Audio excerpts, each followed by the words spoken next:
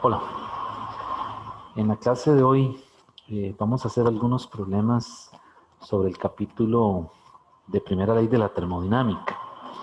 Pero antes me gustaría explicar el convenio de signos que aparece en los diferentes libros de texto de física universitaria, porque tiende a causar confusión. Aquí en la pizarra tenemos el convenio que utilizamos en el libro de texto, que utiliza el libro de texto, el Serway, para la primera ley. Como podemos ver, la primera ley de la termodinámica matemáticamente se enuncia de esta manera. El cambio de la energía interna, que algunas veces usan la letra U mayúscula también, aquí se usa la E con el subíndice INT. Entonces, el cambio de la energía interna es la energía interna final menos la energía interna inicial. Y eso es igual a Q más W. El libro de Serway utiliza un más aquí. Ok, entonces, si nosotros usamos la primera ley con un más aquí, a la hora de calcular el trabajo, debemos ponerle un menos delante de la integral. Ok, entonces algún otro libro, por ejemplo el Sears, utiliza en lugar de un más aquí, pone un menos. Quiere decir que si el menos se pone aquí, el trabajo ya aquí no tendría este menos, sino que sería positivo. Entonces, ¿cuál convenio usar?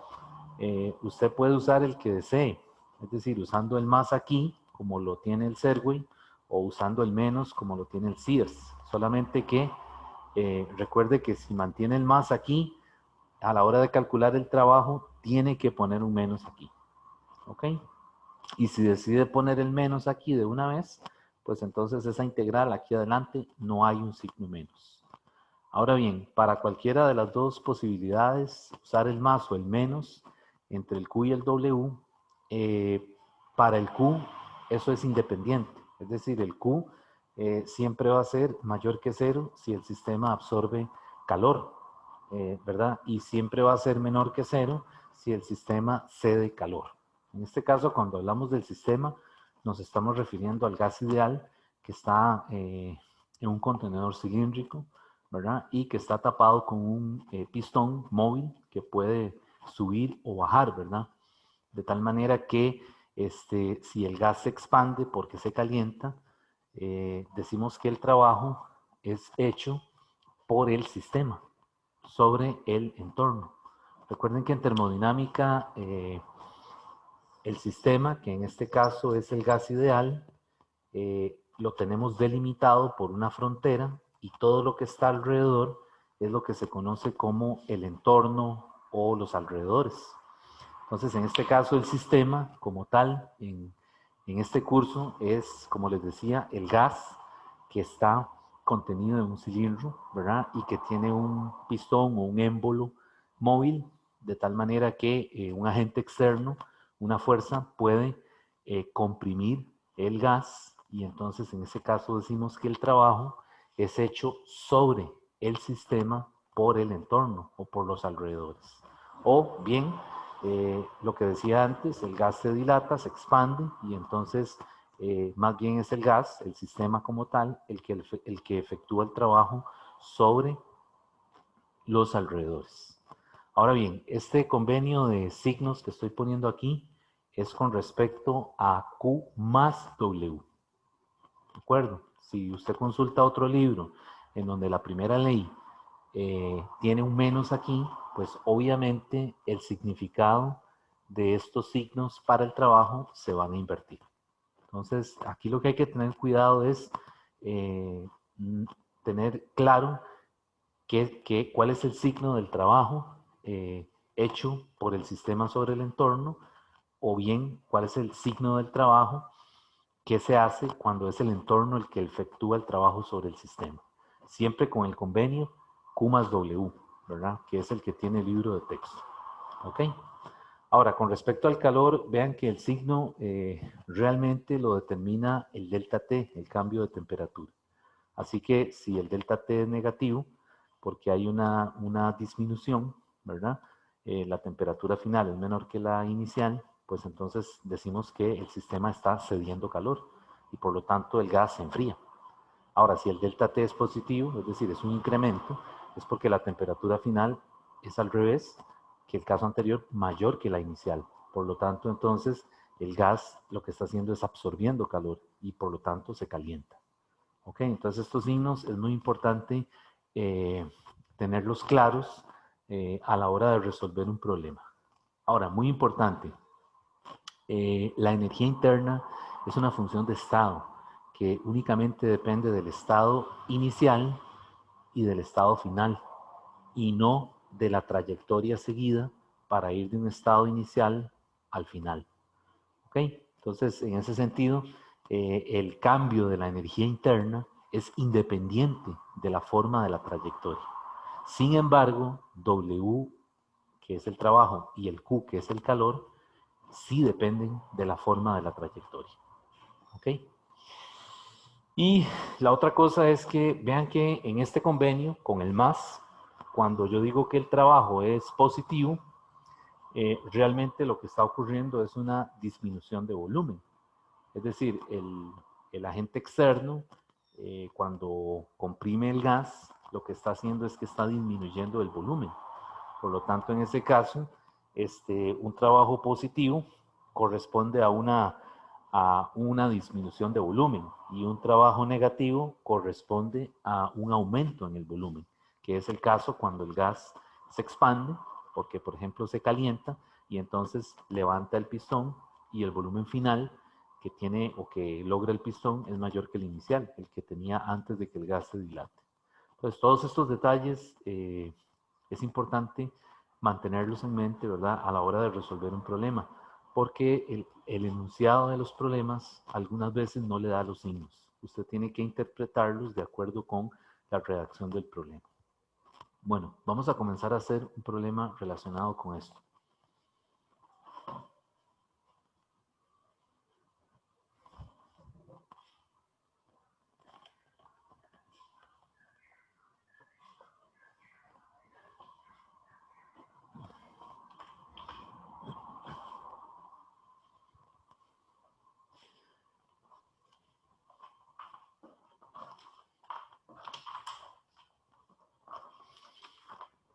Bueno, este problema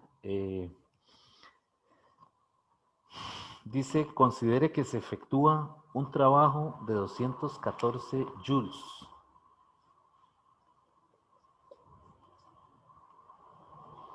sobre un sistema.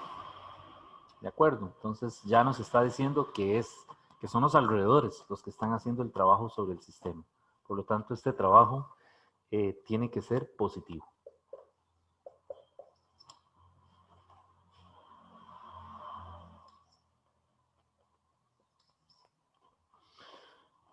Dice, considere que se efectúa un trabajo de 214 joules sobre un sistema y que se extraen 293 joules de calor del sistema. Ya le está diciendo que se extraen, o sea que el sistema lo cede. Por lo tanto, esos 293 tienen que ser negativos. Y eso es igual al Q, que es el calor cedido. Entonces ya ahí uno puede concluir dos cosas. La primera es que al ser el trabajo positivo, hubo una disminución en el volumen, ¿verdad? El delta U es negativo. Y al ser el calor negativo, el delta T es un decremento, es una disminución, es un delta T negativo. ¿Ok? Bueno, entonces dice, en el sentido de la primera ley de la termodinámica, es decir, usando los convenios de signos adoptado por el libro de texto, ¿verdad? Le pregunta que cuáles son los valores de los signos algebraicos cuáles son los valores, perdón, incluyendo los signos algebraicos del W, del Q y del cambio de la energía interna.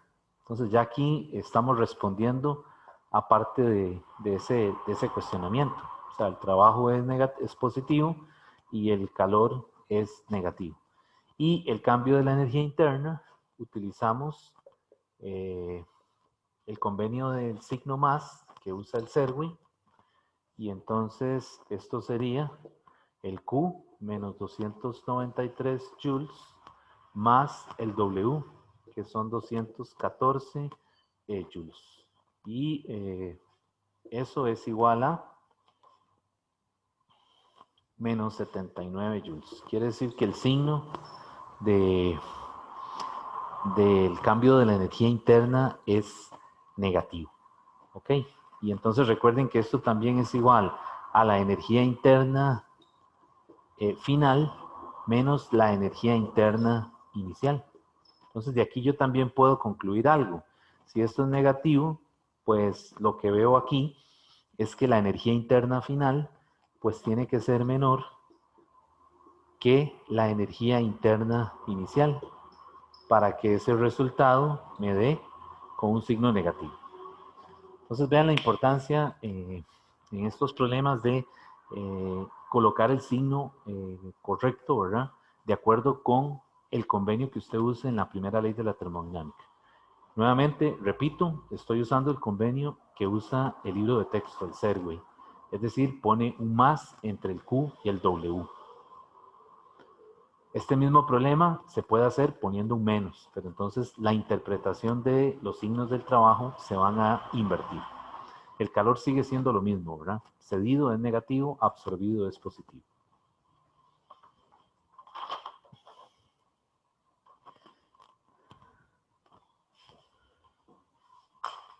Ok, vamos a hacer otro problema.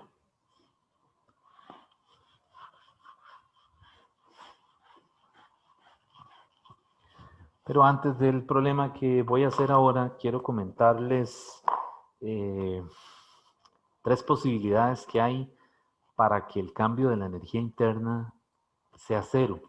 Y el libro, pues algunas veces me parece que no lo dice claramente. Entonces tenemos 3 posibilidades donde el cambio de la energía interna va a ser igual a cero. El cambio, no la energía interna, el cambio, ¿verdad? Entonces hay 3 posibilidades. Las 3 posibilidades que le presenta el libro son en un proceso cíclico. Un proceso cíclico en un diagrama PV es una figura cerrada. Por lo tanto, si usamos la definición del cambio de la energía interna, que es energía interna final menos la energía interna inicial, resulta que en un proceso cíclico el estado inicial coincide con el estado final.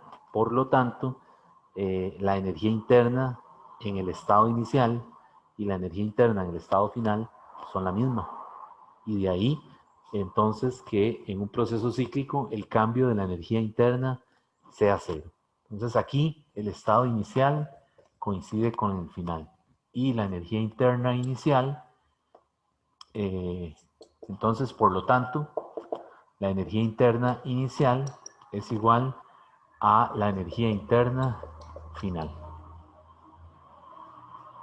¿Ok? Y entonces en un proceso cíclico, el cambio de la energía interna es cero. Ahora bien, usando la primera ley de la termodinámica, podemos decir entonces que en un proceso cíclico el calor total es igual al negativo del trabajo neto. ¿Ok? Y de lo que sabemos de física general 1, el trabajo neto es la sumatoria de todos los trabajos. O también es igual al cambio de la energía cinética, ¿verdad? Un medio de m, velocidad final cuadrado, menos un medio de m, velocidad inicial al cuadrado. Y el Q es la sumatoria de los calores, ¿ok? Pero esto es el calor de todo el ciclo, ¿verdad? Y este es el trabajo neto. Entonces, en un proceso cíclico sí hay intercambio de energía, ¿ok? Bueno, entonces el otro caso en donde el cambio de la energía interna es cero es en un proceso isotérmico.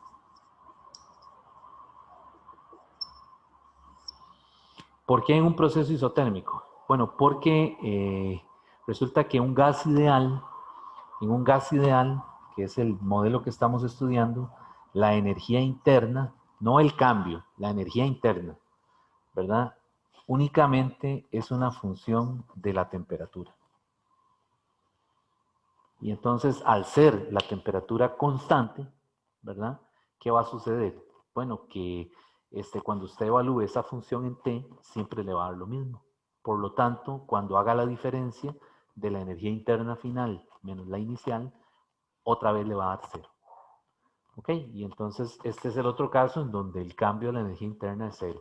Pero aquí el Q es igual al negativo del W, pero únicamente en el proceso isotérmico. Entonces no confunda este caso con el caso del proceso cíclico, ¿verdad? Y el tercer caso es en una expansión libre. Ese es el tercer caso en donde el cambio de la energía interna es también 0.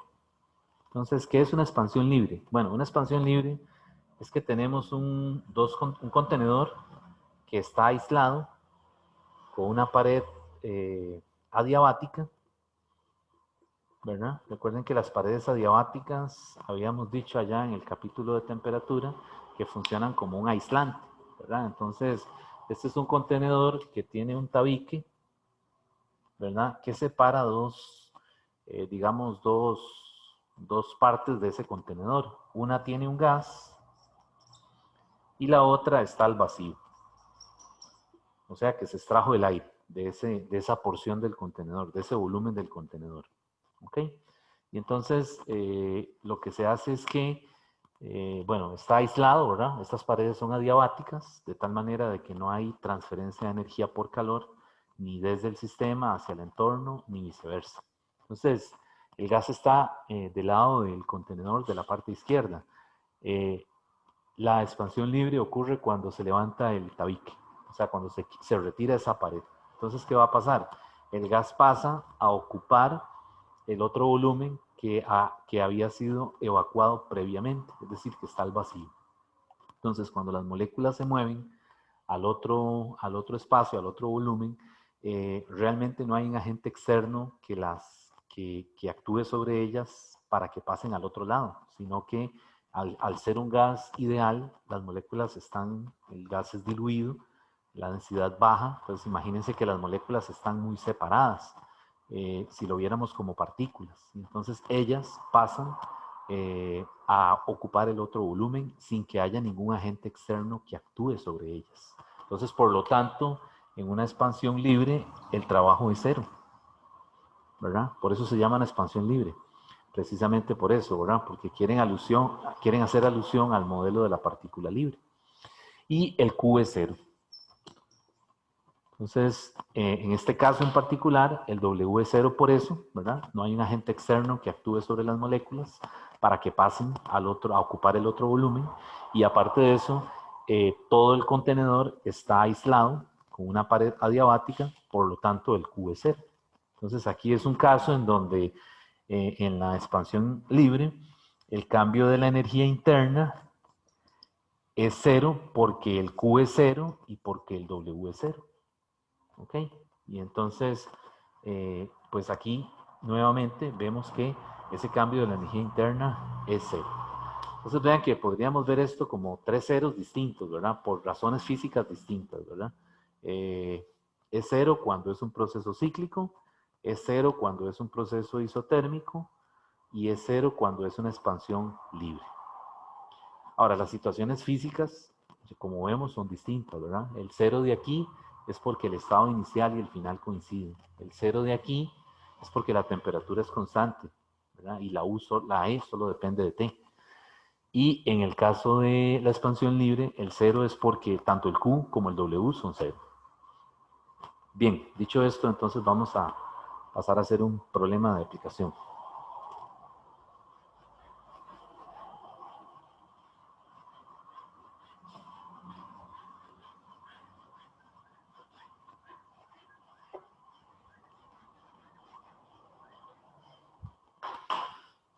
Bueno, este problema que vamos a hacer es un ciclo, precisamente, en un diagrama PV.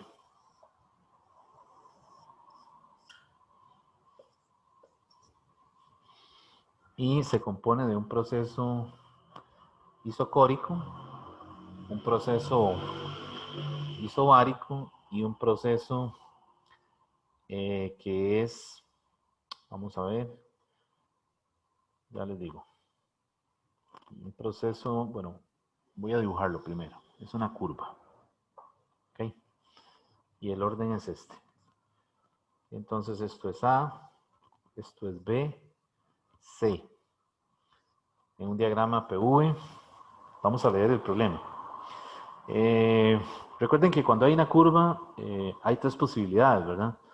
Que le den la forma de la función P de V, que sea un proceso isotérmico o que sea un proceso adiabático. Entonces, ¿cómo distinguimos los procesos adiabáticos de los isotérmicos?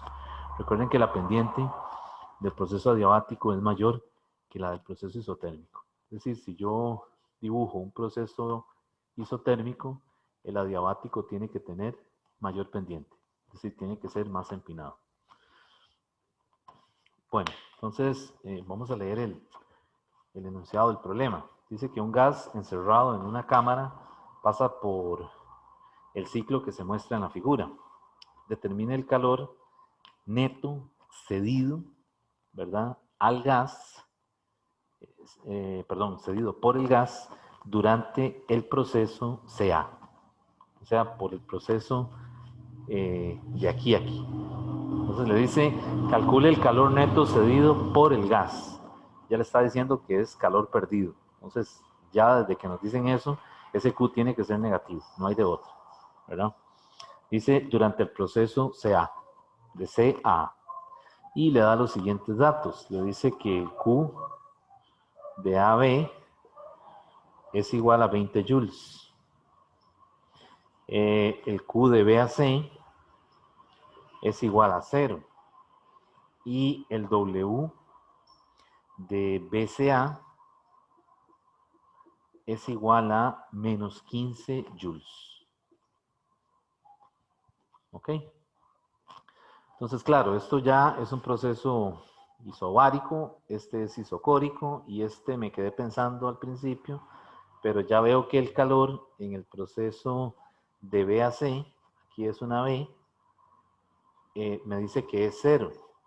Entonces, si es 0, es porque ya me están diciendo que esto es adiabático. Entonces, esto es adiabático, esto es isobárico y esto es isocórico. Presión constante, volumen constante y en este caso no hay transferencia de energía ni desde ni hacia, ni desde el sistema hacia los alrededores, ni de los alrededores hacia el sistema. Entonces me están pidiendo que calcule el calor en el proceso CA. O sea que la incógnita es el QCA. Esa es la incógnita. Entonces, para resolver este problema, utilizo el hecho de que el cambio de la energía interna en un ciclo es igual a 0. O, sí, en un ciclo es igual a 0. ¿Ok? Y entonces, esto también es igual a la sumatoria de todos los cambios de energía interna en cada proceso.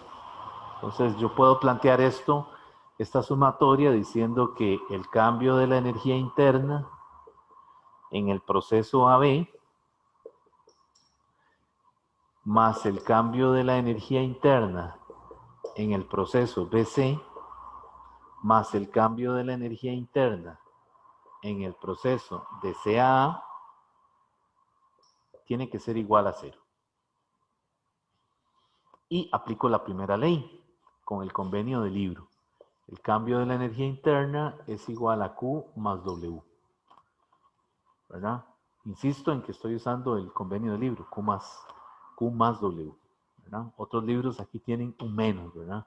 Entonces ya está incorporado. No hay que ponérselo al trabajo cuando se calcula el trabajo. Y aquí entonces, pues yo lo que haría es que esto, por la primera ley, es el Q de AB más el W de AB más el Q de BC más el W de BC más el Q de CA más el W de CA. Y esto es igual a 0. Voy a separarlos por paréntesis, ¿verdad? para que no nos vayamos a confundir. ¿Ok? Y ahora, bueno, lo que tenemos que hacer es identificar cada uno de esos 6 términos. Obviamente el QCA es la incógnita que me están pidiendo. ¿Ok? Entonces, el calor de AB me están diciendo que es 20 joules. Entonces, este valor de aquí es 20 joules. ¿Verdad? Más el W de AB. El W de AB, vean que es el trabajo en el proceso de A a B, es un proceso isocórico. Entonces ahí el trabajo es 0 porque no hay área bajo la curva. Y vean que este calor, quiero enfatizar que es positivo, ¿verdad?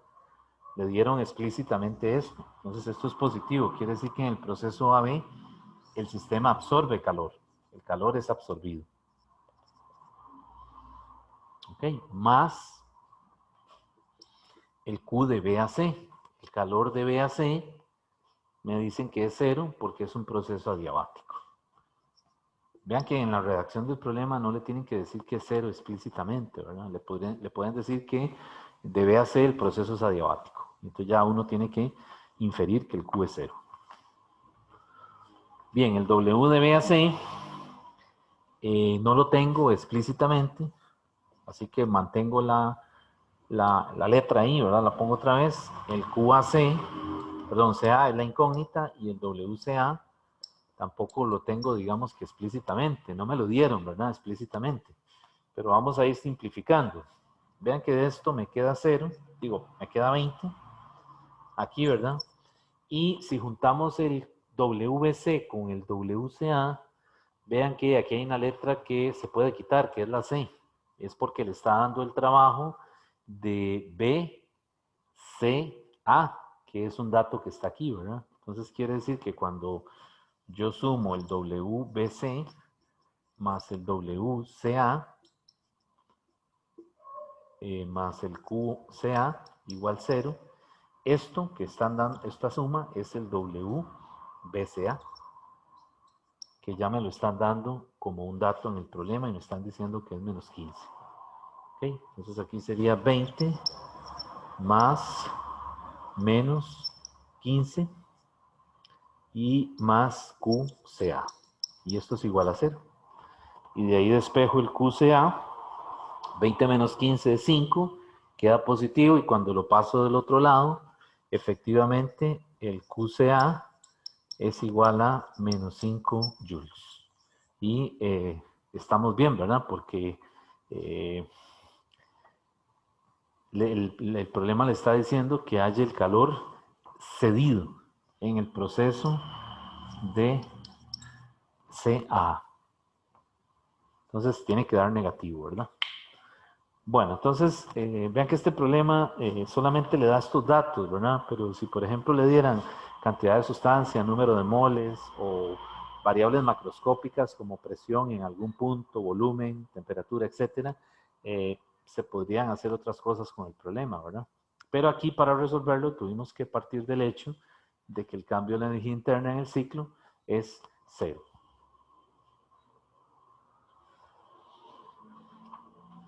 Bueno, vamos a resolver otro problema.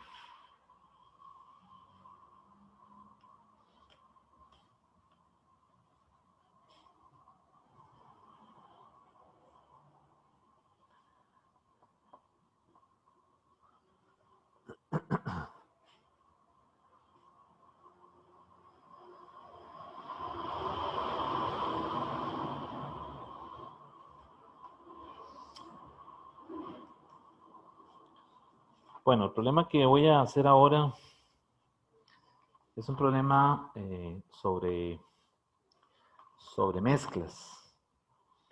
Eh, particularmente, bueno, el caso del calor cedido o absorbido debido a un cambio de fase. Entonces, la pregunta dice así: ¿cuánta agua permanece sin congelar después de haber extraído 50.4 kilojoules de calor de 258 gramos de agua?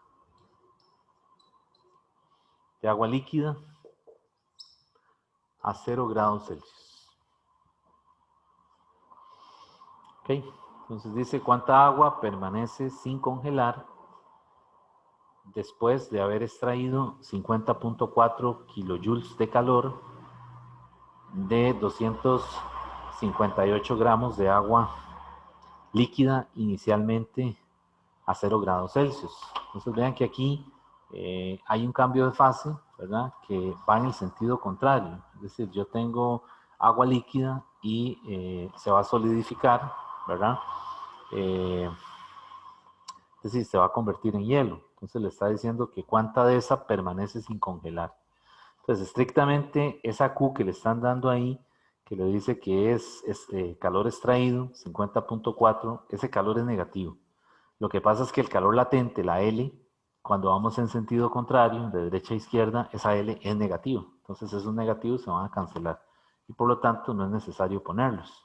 Entonces, aquí, para determinar esa masa que permanece sin congelar, yo utilizo el Q es igual a el M por el L de fusión.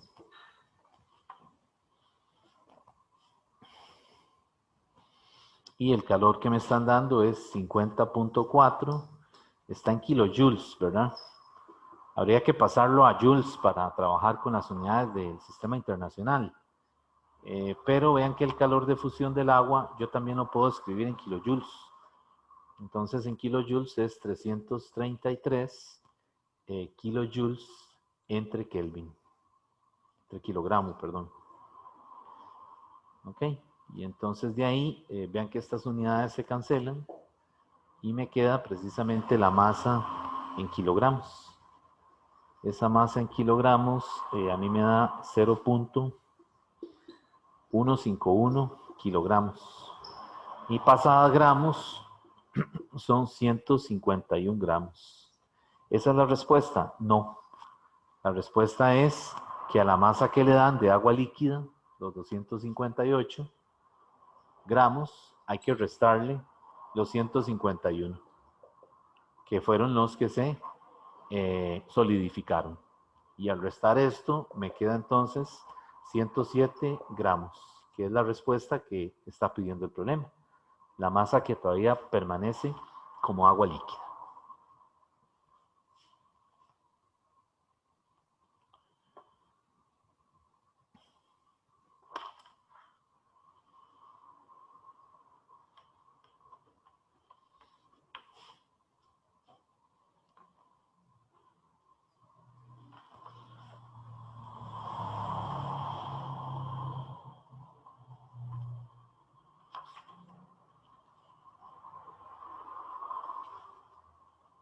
Okay. Vamos a hacer otro problema.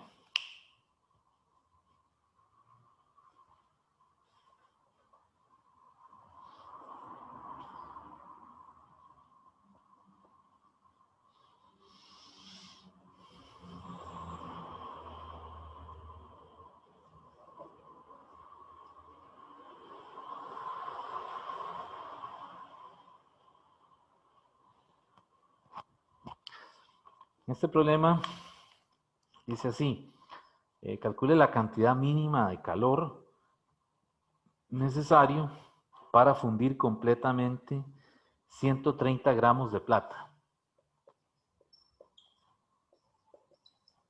130 gramos de plata que están inicialmente a 16 grados Celsius. Esta es la temperatura inicial.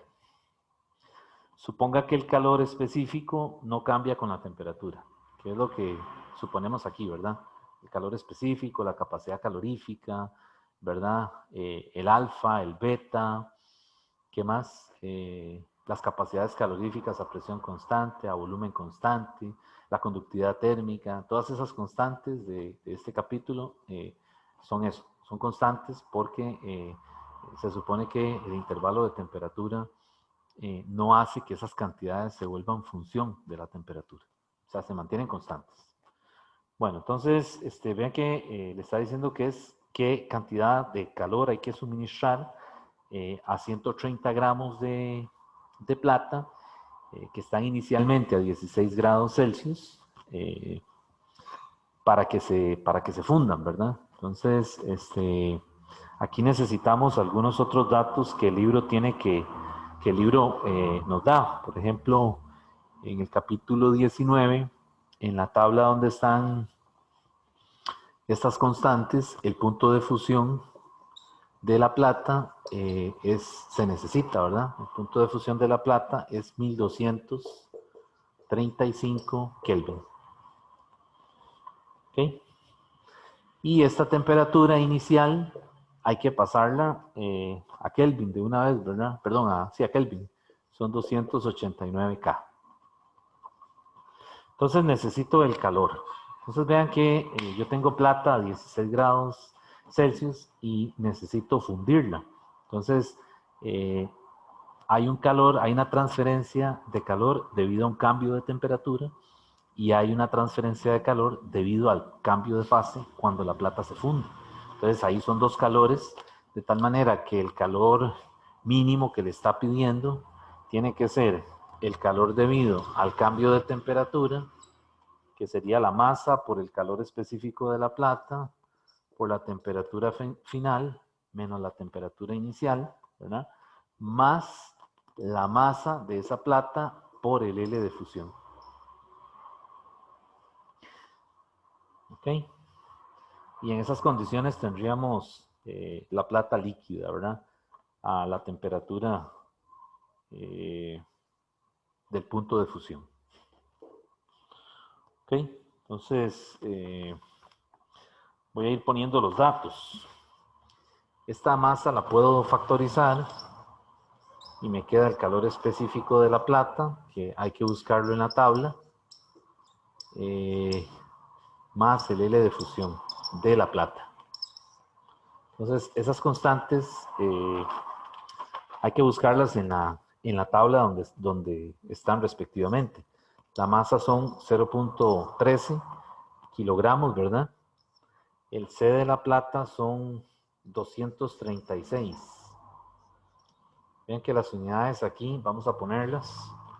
La masa la pasé a kilogramos, son 130 kilogramos. El 236 son joules entre kilogramo Kelvin. Y el cambio de temperatura son los 1235 menos los 289.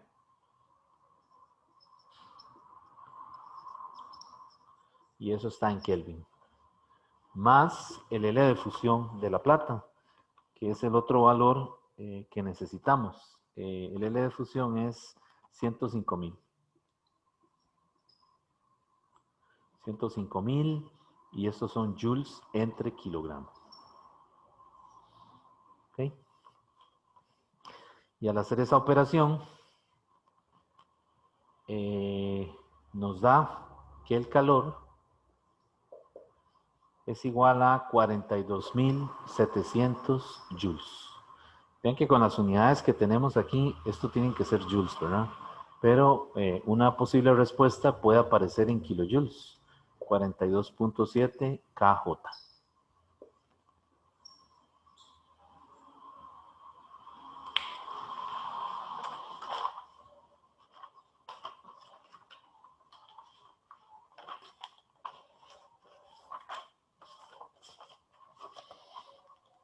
Ok. Bueno, vamos a hacer otro problema.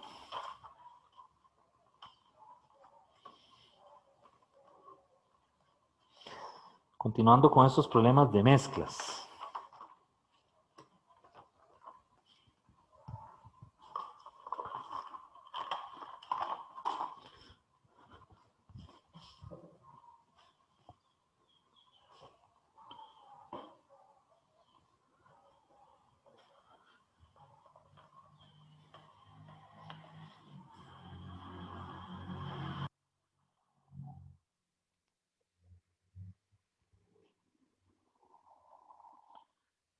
Bueno, el problema que vamos a hacer ahora dice así: un vaso aislado con masa despreciable, ¿verdad? Es el famoso calorímetro, no tome en cuenta la masa. Un vaso aislado con masa despreciable contiene 0.25 kilogramos de agua.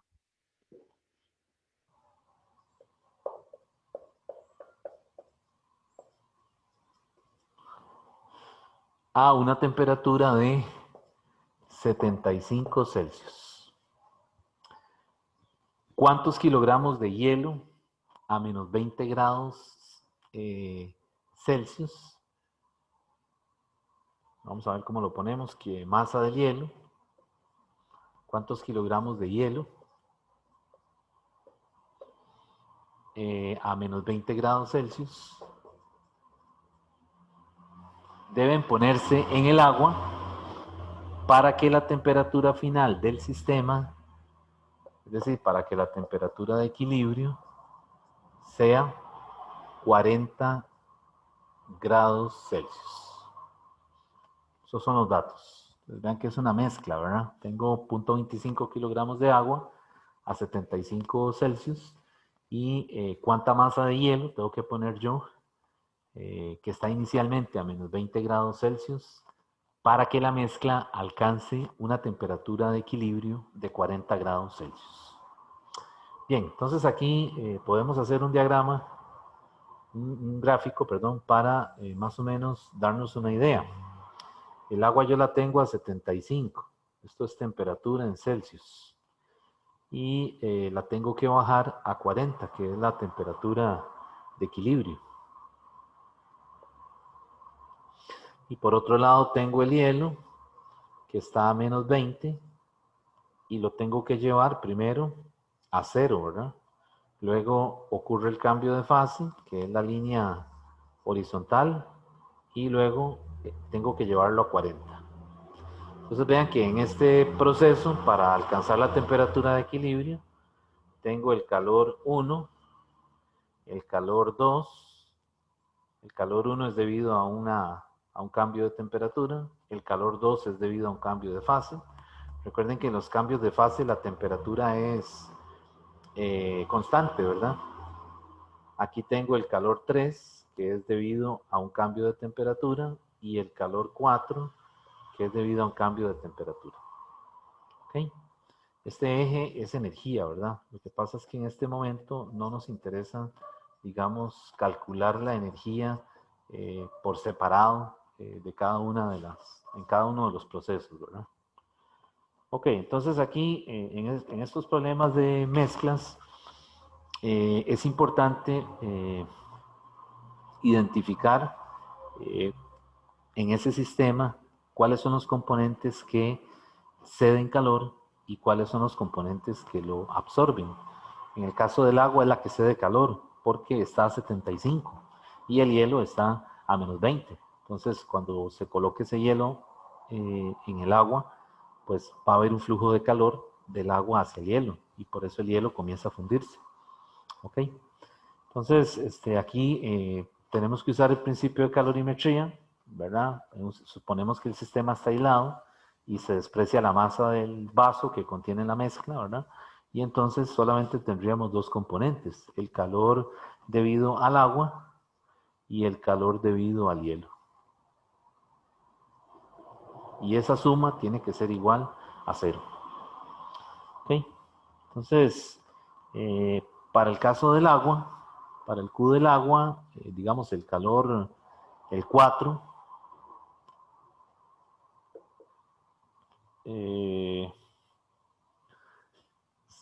vamos a ponerle aquí el 4 para identificar lo que es ¿verdad? Tengo que llevar el agua de 75 a 40, ¿verdad?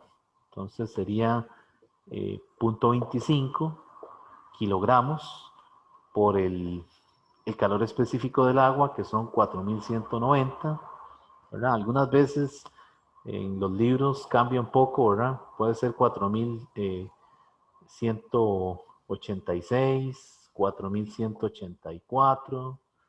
El Rednick, por ejemplo, usa 4190. Pero en ese caso se usa el calor específico del libro de texto, ¿verdad? Bueno, entonces por la temperatura, que sería la final, 40 menos 75. Y eso a mí me da menos 3.66 por 10 a la 4 joules. Y ahora calculo el calor debido al hielo, que es el restante, ¿verdad? es todo esto, ¿verdad? Aquí es hielo, aquí ocurre el cambio de fase y aquí ya tengo agua líquida, ¿verdad? Entonces, para el caso del calor, este es el Q del agua, ¿verdad? Y el Q del hielo es entonces el Q1 más el Q2 más el Q3.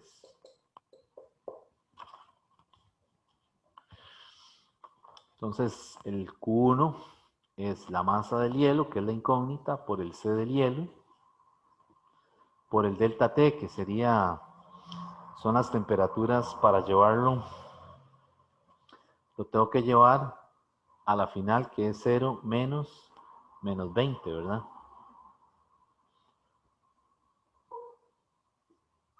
Más el Q2, que es el cambio de fase, que sería entonces el M por el L de fusión, más la masa nuevamente del hielo cuando ya es agua líquida, cuando lo llevo de 0 a 40. Entonces aquí es M del hielo por el C del agua, porque ya ahí hay agua, y la temperatura final sería 40 menos 0. ¿Ok? Y entonces, ven que la incógnita que nos está pidiendo el problema es esto, ¿verdad? La M. Entonces yo la puedo sacar a factor común y me va a quedar M por el C del hielo. El C del hielo son 2100 por menos menos más, que serían 20, más el L de fusión, que son 334 por 10 a la 3, para que me queden joules sobre kilogramo. Y aquí serían 4190, que es el C del agua, multiplicado por 40 menos 0, que es 40. Y hacemos esta operación que está dentro del corchete y luego lo colocamos aquí. Y entonces lo que nos queda es, aplicando esta ecuación de aquí, nos va a quedar menos 3.666 por 10 a la 4,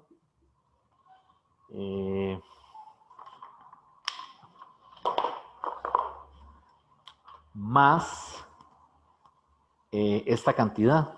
Y toda esa cantidad a mí me da 5.436 por 10 a la 5. Y esto multiplicado por m, que es la incógnita. Y esto es igual a 0. ¿Verdad?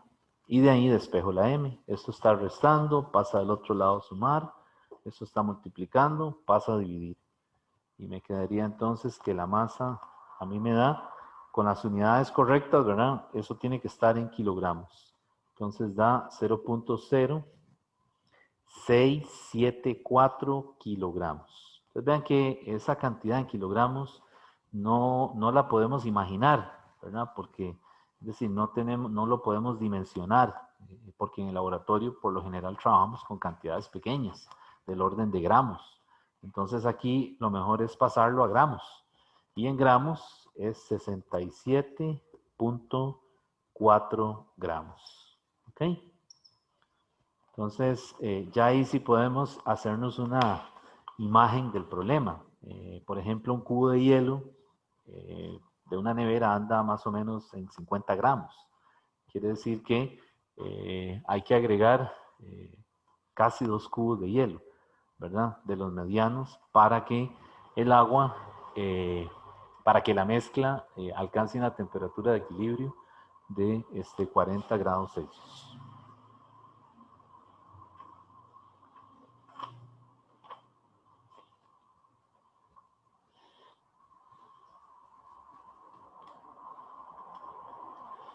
Estos problemas de mezclas no son tan mecánicos, ¿verdad? Algunos le preguntan más bien por la temperatura de equilibrio, ¿verdad? Es decir, por la condición de la mezcla, una vez que se agita, ¿verdad? Cuando se coloca un calorímetro, más bien algunas veces la pregunta es, ¿se echó hielo, se echó agua, ¿verdad? Y le dice, ok, calcule la temperatura de equilibrio o el estado final de la mezcla. Cuando se refiere al estado final de la mezcla es, bueno, el hielo que se echó en el agua se fundió completamente o una parte del hielo permanece sin fundir. Bueno, eso influye mucho en el valor de la temperatura de equilibrio, ¿verdad? Entonces, cuando en un problema ustedes lean, por ejemplo, que se tiene una mezcla de agua con hielo, ¿verdad? Ya le está diciendo que la temperatura de equilibrio es 0 grados Celsius.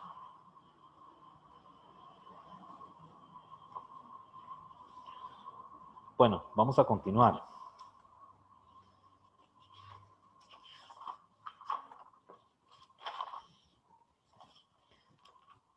El problema que quiero hacer ahora se trata de un problema de conducción. Y es el típico problema de la barra que está entre dos fuentes, ¿verdad? Entre dos depósitos a diferente temperatura.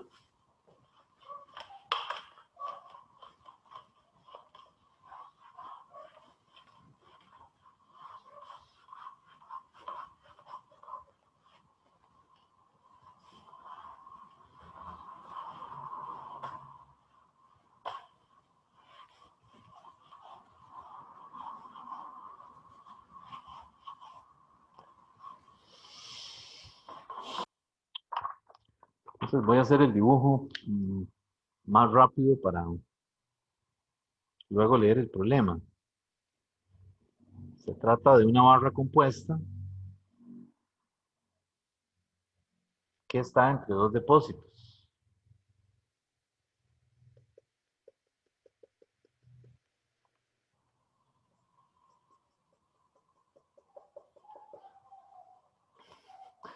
Y una parte de la barra es acero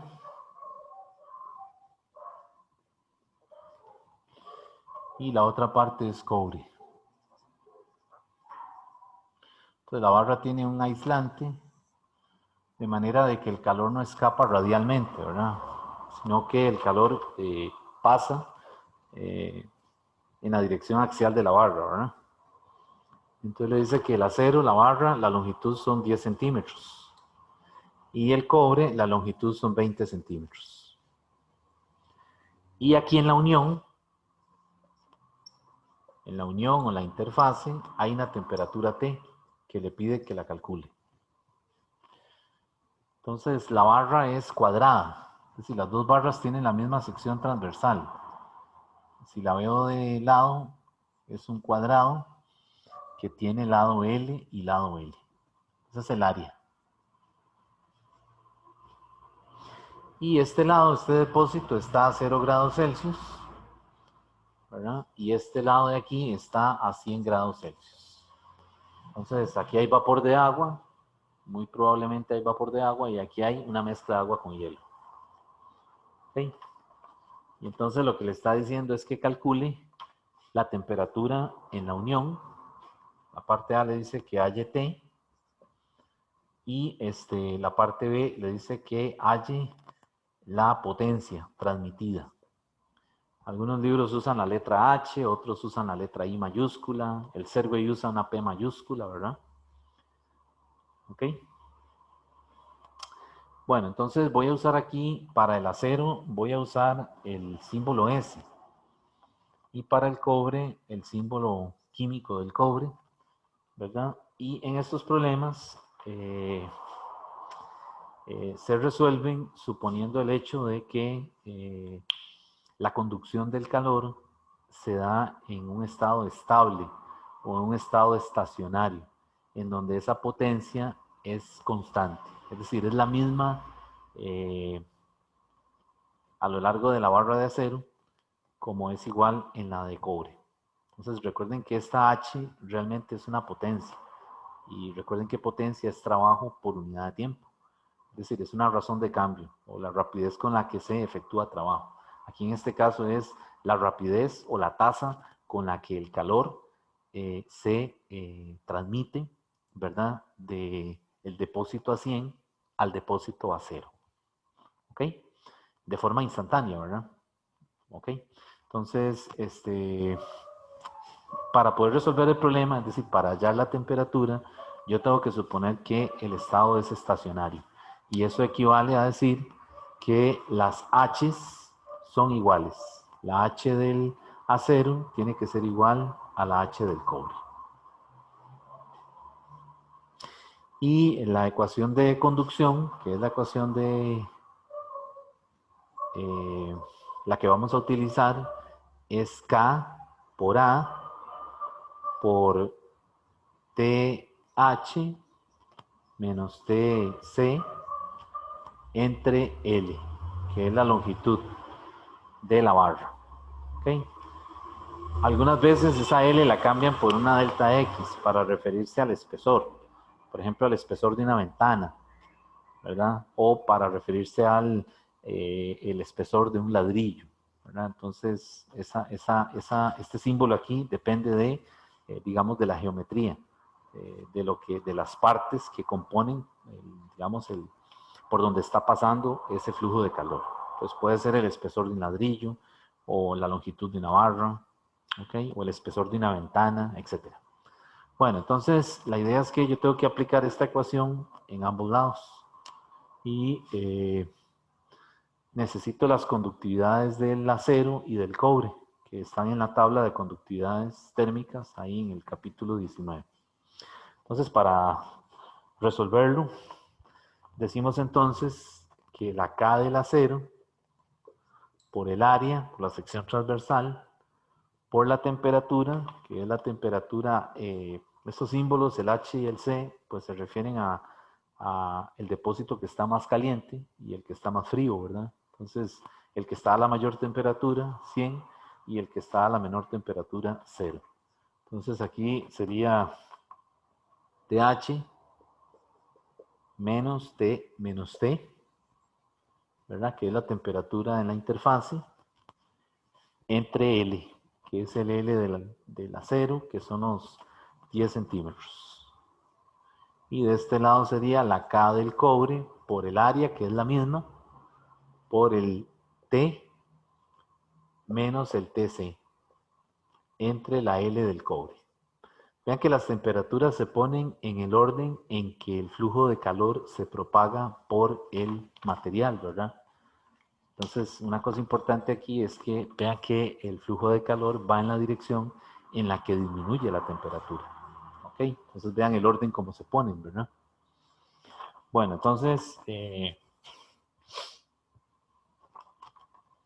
pues esto se cancela, las secciones transversales se cancelan y lo que me va a quedar es sustituir la K del acero de la tabla de conductividad C50.2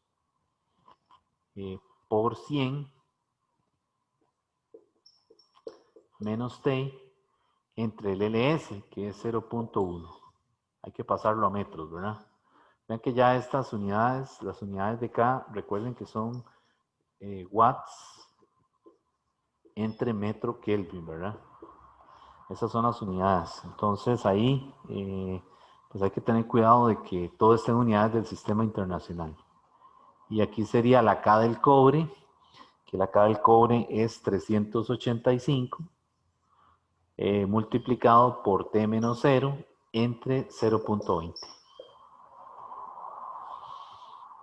Y la incógnita que habría que despejar es la T, que es la temperatura en la interfaz. Ok, entonces,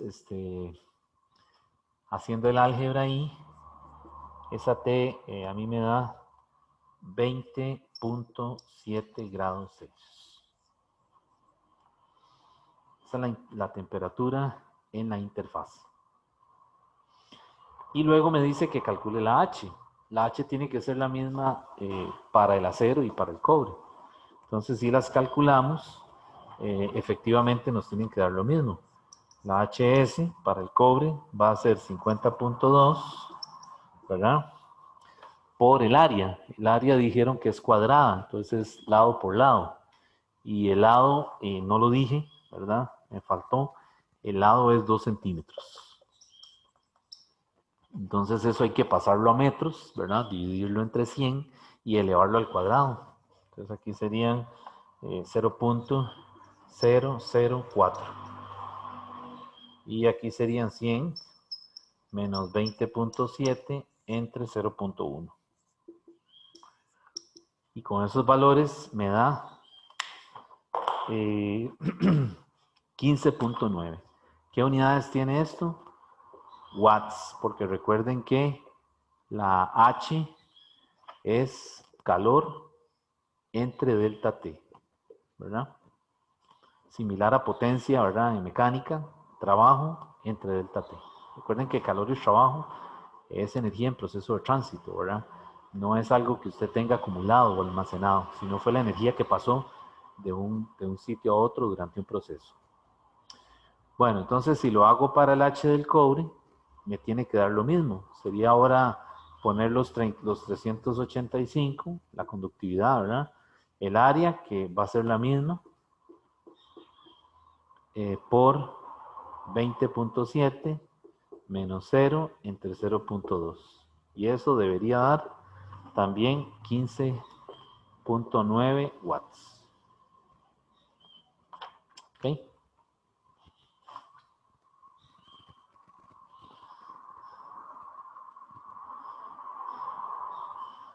Bueno, vean que aquí las dos barras están, podríamos decir, en serie, una continuación de la otra, pero también las podemos poner en paralelo, ¿verdad? En paralelo es que estén ambas en contacto con los depósitos, el depósito a 100 y el depósito a 0. Y entonces ahí le podrían preguntar más bien que cuál es la potencia neta resultado del producto del paso del calor por ambas barras, ¿verdad? Entonces, vamos a suponer ahora que están en esta forma, es decir, que no están en serie, sino que las vamos a poner en paralelo. En paralelo sería algo así. Vamos a ver.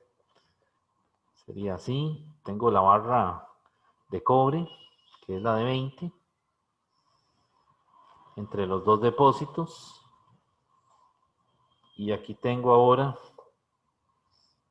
la barra de acero entre los dos depósitos. Entonces esto está a 100, esto aquí está a 100, a 0 y a 0. Okay, entonces esto ahora es cobre y esto es acero. Entonces ahora en esta situación me dicen que calcule la H neta, la potencia neta, ¿verdad? Producto de del tránsito de ese calor entre esos dos depósitos. Entonces ahora decimos que están en serie, perdón, en paralelo. Y entonces en este caso, para calcular la H total, es usar otra vez los mismos datos, ¿verdad? La H total ahora es la H debida al acero más la H debida al cobre. Y entonces, pues en este caso, para el caso del acero serían 50.2 por el área, que son los 0.02 al cuadrado, por la temperatura, que serían 100, ¿verdad? Entre 0.1. ¿Ok? Más los 385. Aquí ya estoy haciendo 100 menos 0, ¿verdad? Más los 385 por 0.02 al cuadrado por 100 entre 0.2. Y también es 100 menos 0, ¿verdad? Y entonces aquí más bien obtenemos el H neto o el H total, que son 20.1 del caso del cobre, más 77 del caso perdón, 20.1 del acero y 77 del cobre. Y esa H total me da 97.1 watts.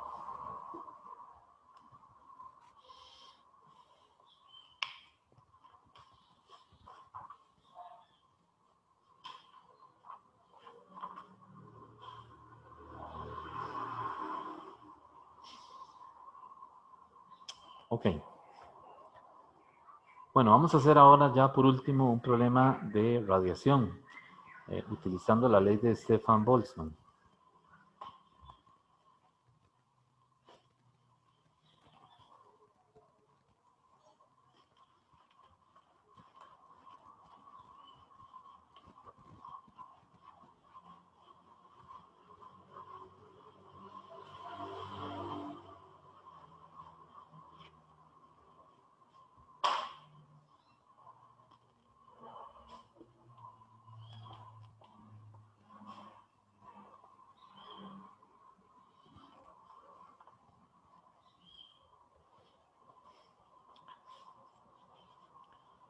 Bueno, este es un problema de una esfera que se coloca en un medio,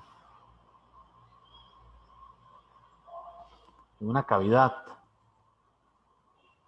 sujeta por algún tipo de cuerda o de algún mecanismo que le permite que se suspenda. Entonces, ese es el soporte. Las paredes están a una temperatura de 290 Kelvin. Y la esfera, cuando se introduce, está a una temperatura de 3000 Kelvin. ¿Ok? Entonces aquí podemos ver los efectos de la absorción o de la emisión del calor por radiación, utilizando la ley de Stefan-Boltzmann.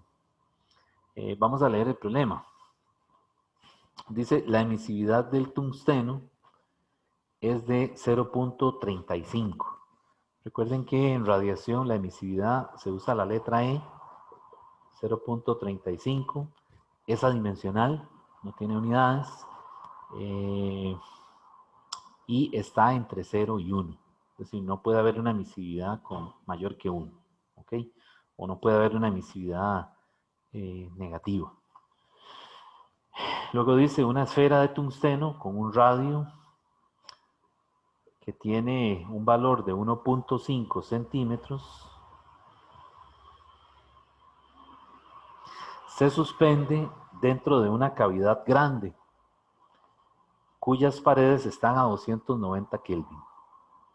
Entonces la pregunta es, ¿qué aporte de potencia se requiere para mantener la esfera a una temperatura de 3000 Kelvin si se desprecia la conducción de calor por los soportes? O sea, que no hay calor que pase a través del mecanismo de sujeción. Bueno, entonces este es un problema muy sencillo. Prácticamente es de aplicar una ecuación que es la ley de Stefan-Boltzmann en la versión de potencia neta. Entonces, esa ecuación es H es igual a Q entre delta T, y esto es igual a A, que es la sección transversal del cuerpo que emite la radiación, por E, que es la emisividad, por sigma, que es una constante que se llama la constante de Stefan-Boltzmann, por T a la 4 menos T sub S a la 4. Eso también le llaman la H neta. Por ejemplo, esto se ve, por ejemplo, cuando usted entra en esas recámaras de los supermercados, ¿verdad? Donde tienen las frutas y las verduras. Enseguida usted comienza a sentir el frío, ¿verdad? De la recámara.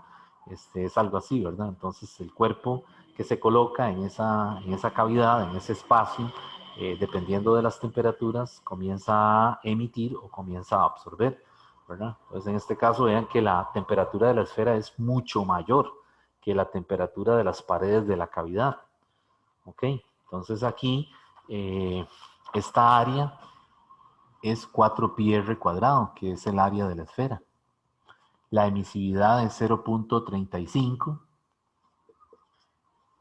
La sigma, que es la constante de Stefan-Boltzmann, tiene el valor de 5,67 por 10 a la menos 8. En unidades del sistema internacional son watts entre metro cuadrado, Kelvin a la 4. Y la temperatura, aquí puse en 4 abajo o arriba.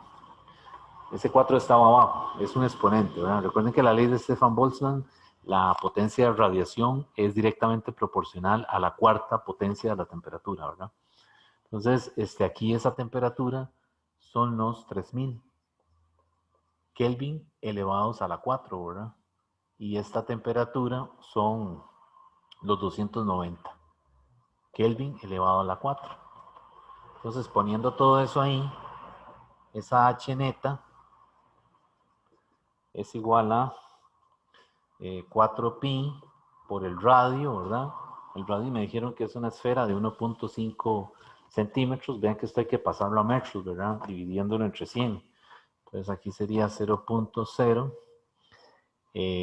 150 metros, ¿verdad? Al cuadrado por 0.35 por 5.67 por 10 a la menos 8 watts entre metro cuadrado, Kelvin a la 4 por, y aquí sería 3000 Kelvin a la 4 menos 290 Kelvin a la 4. Y haciendo esa operación nos da que el H es positivo.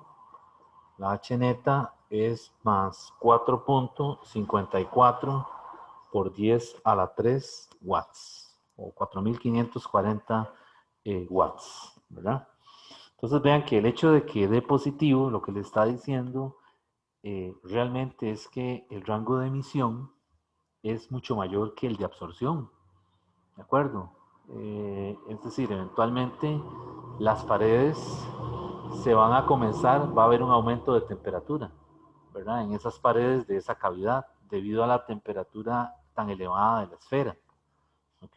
Y por lo tanto, de lo que vemos ahí es que si el rango de emisión es mucho mayor que el de absorción, pues entonces hay una salida neta de calor del cuerpo, ¿verdad? El cuerpo que está ahí suspendido.